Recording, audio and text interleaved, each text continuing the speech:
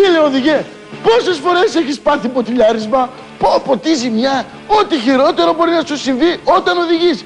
Για μια απόσταση λίγων χιλιόμετρων, για να μην πω λίγων μέτρων, περιμένεις ώρες και ώρες κλεισμένος μέσα στο αυτοκίνητό σου. Και γιατί όλα αυτά, για ποιο λόγο?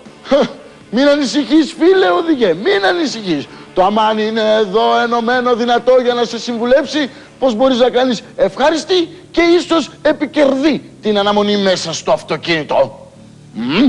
Δείτε.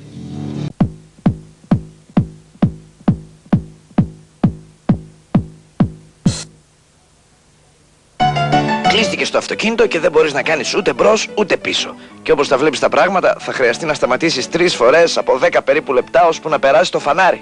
Μην απελπίζεσαι. Απλώς αντιμετώπισε τα 10 αυτά λεπτά σαν ελεύθερο χρόνο. Φροντίστε τον εαυτό σας. Αντί να χτυπάς ανελαίητα την κόρνα και να σπάς τα νεύρα όλων των άλλων οδηγών που δεν φταίνε κι αυτοί σε τίποτα, βγες από το αυτοκίνητο και κατά το πρώτο δεκάλεπτο κάνε jogging γύρω από αυτό. Αν προβλέπεις ότι ο χρόνος θα είναι περισσότερος, μπορείς να προχωρήσεις μετά από 4 γύρους γύρω από το αυτοκίνητο σε ασκήσεις κοιλιακών, χρησιμοποιώντας τον προφυλακτήρα σου.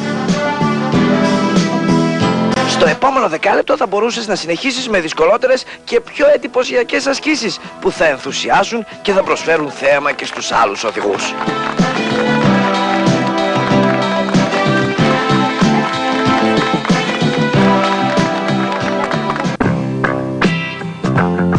Σαφώς το ποτηλιάρισμα αποτελεί ευκαιρία για νέες γνωριμίες. Προσκαλέστε την οδηγό του μπροστινού αυτοκινήτου στο δικό σας.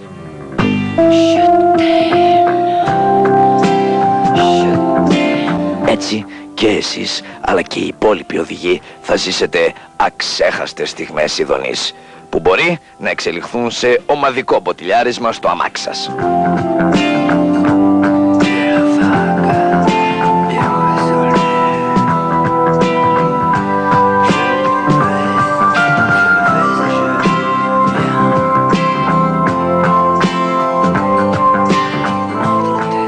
Άνθρωποι είμαστε, ανάγκες έχουμε. Εκμεταλλευτείτε λοιπόν τις ανάγκες των άλλων οδηγών και βγάλτε λεφτά. Μια οικολογική τουαλέτα είναι πανεύκολο να δημιουργηθεί. Για τους άντρες η τρύπα του ρεζερβουάρ είναι κατάλληλη για τις ψηλές ανάγκες.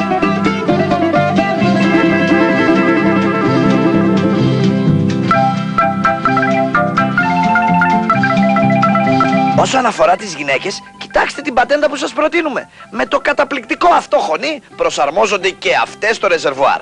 Μην ξεχάσετε το παραβάν, διότι πάνω απ' όλα είμαστε διακριτικοί. Όσον αφορά τώρα στις χοντρές ανάγκες, διαθέτετε προς χρήση το πορμπαγκάζ του αυτοκινήτου, στο οποίο έχετε ήδη τοποθετήσει την λεκάνη τουαλέτας.